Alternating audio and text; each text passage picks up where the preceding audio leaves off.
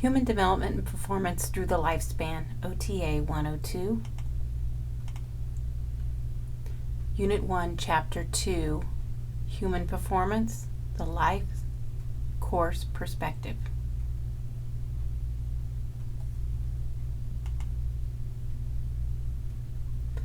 New behaviors through development.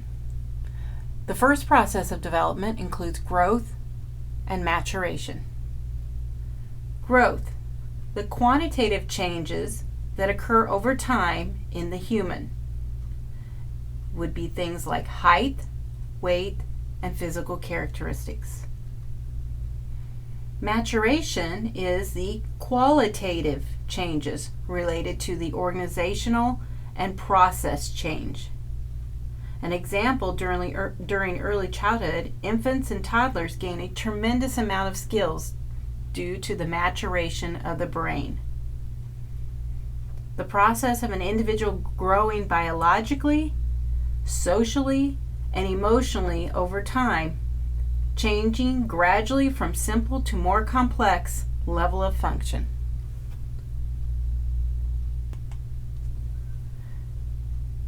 Development equals maturation plus growth. This equals new learning. Development, changes in performance that are heavily influenced by the maturational process and usually don't happen until proper growth has occurred. Let's think of the example of a baby learning to walk. First, the baby needs to have the physical strength and muscle development to fight gravity. It needs to have the decreased reflexes in order to move their parts voluntarily, and development of balance or the vestibular system. All this is needed to be able to physically stand up and walk. In other words, growth. For most babies, learning to take their first steps is usually around 9 to 14 months. Maturation also is part of learning to walk. Walking skills develop and mature over practice and repetition. The baby learns to sense the input and make adjustments. This is process. The baby's walking skills improve over time due to the organization of the nervous system. The second process of development is learning. New skills are learned through 3 subcomponents. The first one is environmental interaction or exposure. Second one is feedback. And the third one is practice. Learning, the acquisition of new behaviors through interaction with the environment. Skills, new behaviors acquired by learning through interactions with the environment and feedback and practice. Then we have new skills. Occupational engagement. This is when people are doing occupations in a manner that fully involves their effort, drive, and attention. As individuals learn and gain skills, they also gain in ways in which they can engage in occupation in their everyday life. Perhaps you've heard of nature versus nurture. Many theorists have often done studies to compare the impact on development with genetics versus environment. Maturation versus learning. Maturation and growth, the biological part, have more influence on early development process than does learning, the environmental part, in a child's first years. However, in extremely deprived environments, milestones can be delayed. Likewise, some skills do depend on environmental exposure and practice. Some theorists who investigated how maturation versus learning works in development of children include Myrtle McGraw. She studied identical twins, Johnny and Jimmy, and her her hypothesis was to find out whether or not environmental influences had a greater impact on development. Arnold Gazelle was also a theorist who looked at development, and he's known for developmental milestones. He felt that maturation influences development greater than environment. Some terms that came along with Myrtle McGraw's studies and research include the term readiness. Readiness. This is some behaviors are not acquired until sufficient growth and maturation have occurred, regardless of exposure. So again, the term is readiness, and this means that some behaviors are not acquired until sufficient growth and maturation have occurred, regardless of exposure. So let's go back to our example of a baby learning to walk. A baby usually does not have the muscle strength, balance skills, and brain maturation to fight gravity and coordinate their muscles well enough to stand and walk before the age of 9 months. So you very rarely will see a 6-month-old able to stand and walk. Their body just has not had enough growth and maturation. Another term that is mentioned is level of fixity. Level of fixity is a point where the skill will not be lost even if the child stops performing it for a while. So level of fixity is a point where the skill will not be lost even if the child stops performing it for a while. A classic example of this is riding a bike. Usually children learn to ride a bike at a young age, 6, 7, or 8 years old. Once a child has rode a bike, that child then, after becoming an adult, usually maybe has gone some time without riding a bike, can usually get on a bike and still be able to ride it. That's because that skill was never lost. I want to give you a quick example of a child where maturation versus learning came into my career. When I was working for a facility in a setting that served children who were in deprived and neglected or abused environments, they came to this daycare and received services. I was working in the infant room with a baby girl who was over the age of 12 months but had not learned to walk or stand or even crawl, no mobility at all. A little bit about this baby's history was that she was in a deprived, neglected environment in which she spent most of her day in a box or drawer-like situation and was given a bottle, propped a bottle to drink. So in other words, the baby was not on the floor, on her tummy, or in a situation where she had to move against gravity from a prone position. She was not in weight-bearing situations, and she did not have much physical contact as far as an adult holding and feeding her or playing with her. So the skills that this baby had included hand play in front of her face and holding objects in front of her face. So her fine motor skills looked greater or more advanced than her gross motor skills, because she did not have the ability to sit or crawl or stand or walk.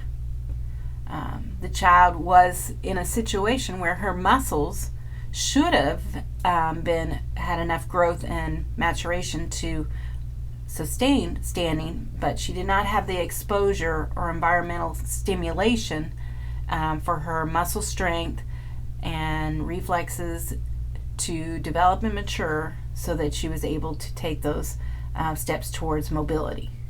So there's an example of a child who was in an extreme deprived, neglected situation and was understimulated, and therefore her gross motor skills did not develop appropriately. Although there was nothing physiologically or genetically wrong with the baby.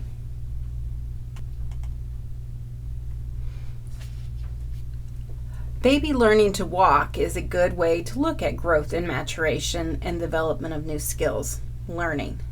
I've listed some YouTube videos, and if we have time in class, we'll watch a time lapse of a baby learning to walk, and you can see all the skills that she goes through in a few months period until she masters the skill of walking.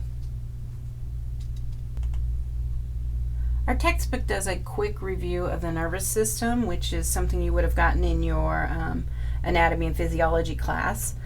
This slide is a quick review summary of that. It's important for us to understand the nervous system as we talk more about development.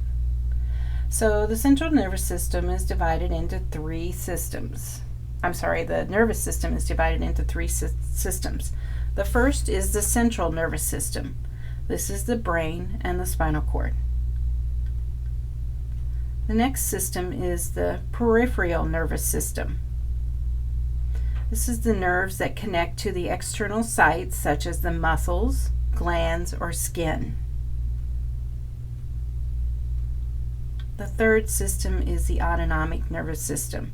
This system is divided into two parts. The sympathetic system, which is the fight or flight, high level of arousal system, and the parasympathetic system, which mediates the basic physiological behaviors such as digestion, elimination, and sexual function. Let's now talk about the human development models.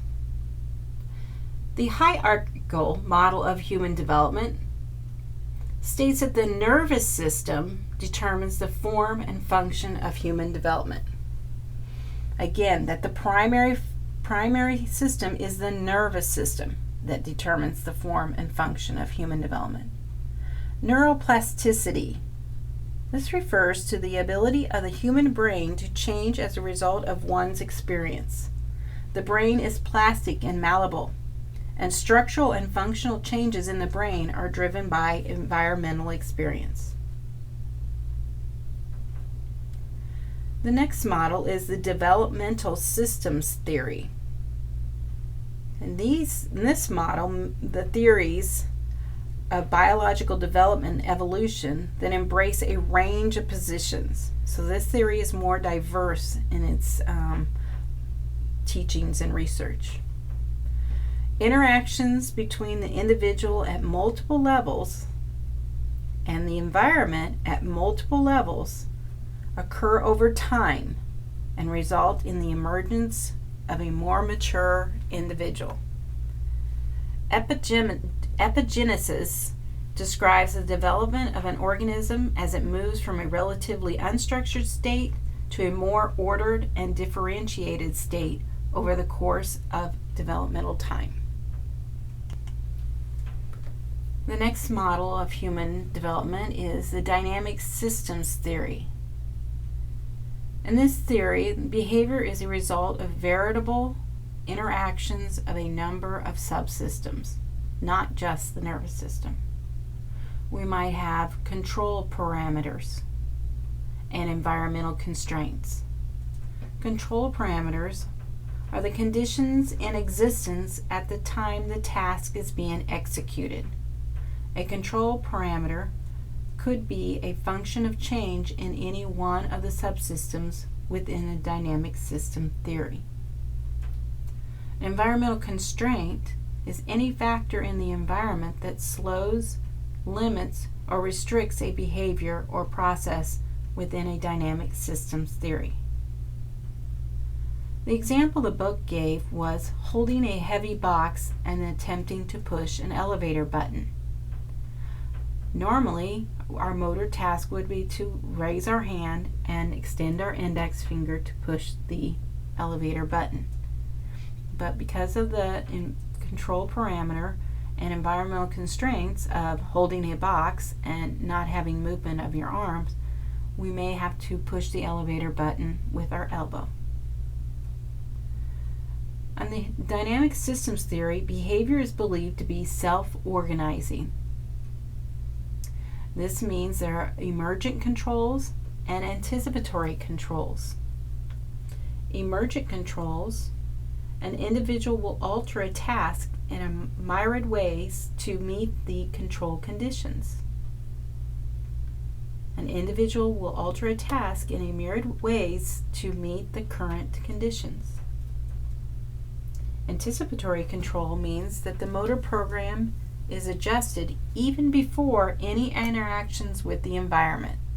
So there is anticipating changes in motor control.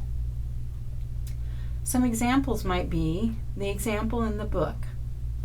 Someone's telling you, "Be careful, that box is heavy." This would change how you approached carrying the box. How you carry a lightweight box and how you carry a heavy box are different in their motor control. Another example might be walking across a slippery surface. Once your feet slide, you tense up your muscles and move slowly. If you see in advance that a surface is slippery, you might anticipate a fall. So you walk slower, maybe with your hands held in a high guard. The dynamic systems theory depends on time, either through age or developmental level. The dynamic systems are relatively stable and include controlled parameters that support the system's stability. You can read more about the dynamic systems theory on pages 25 and 26 of your book, or through other resources that you can Google. Family systems. Our book talks about the family developmental theory and gives the 8 stages on table 2.1. These are the typical stages that somebody goes through a lifespan. Our book also talks about life course theory. This is a guided policy developed that maximizes health of individuals and populations. It says that health is more than the absence of disease and is affected by multiple determinants over the life course. One such thing may be early programming. Early programming is early experiences can program an individual's future health and development. The book gives the example of a child who's born with the diagnosis of Down syndrome.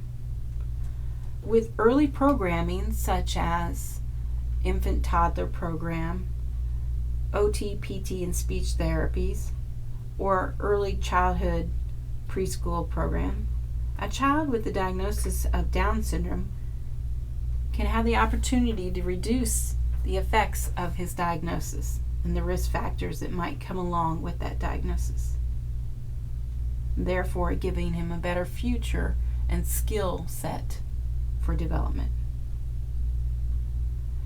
Other terms discussed in this family systems section of our textbook are health disparity.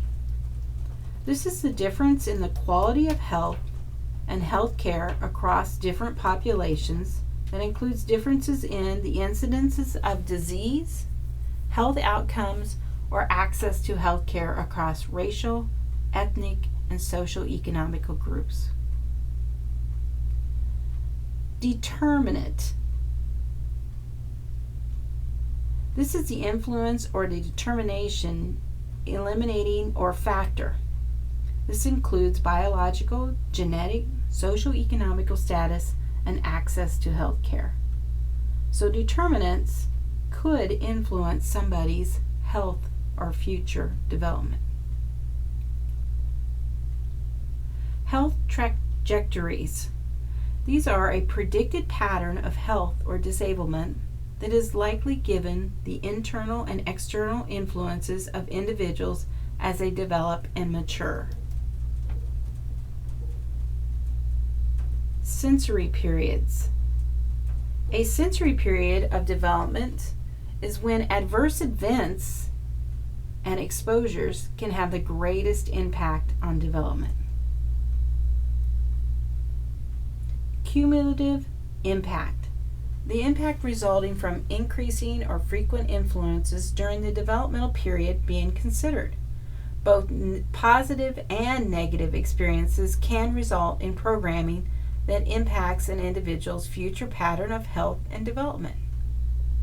One example might be exposure to secondhand smoke or exposure to neglect or abuse. Risk factors. These are characteristics of family and community environments that are known to predict increased likelihood of negative health outcomes. An example might be a child living in poverty. They may have a higher risk factor for developmental or educational delays. Another example might be an elderly person living in poverty. The elderly person may have less access to health care and health wellness programs. And our last term is protective factors. This is a positive influence or a buffer against the negative influence or risk. An example might be welfare or food stamps. Food stamps might be provided to a family in order to buffer the effects of poverty and give the child the opportunity for better growth and development.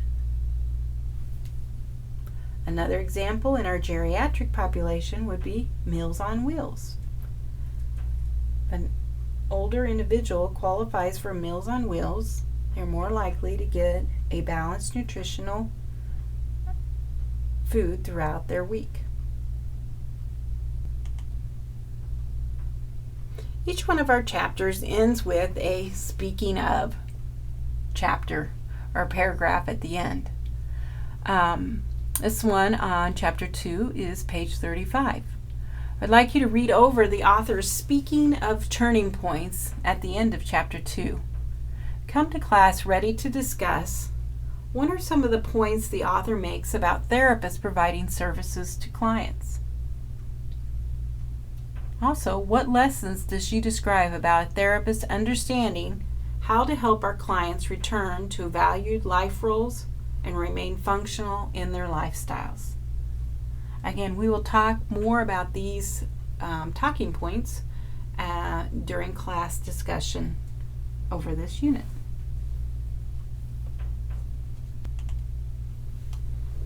This concludes the end of our lecture on Chapter 2, Unit 1.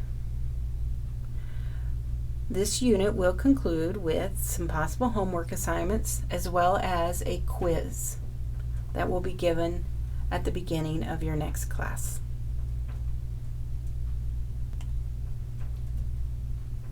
Be sure to read over all the case studies in Chapter 1 and Chapter 2. We will break down into small group discussions and discuss each one of the case studies as it's related to the information we learned in Chapter 1 and 2.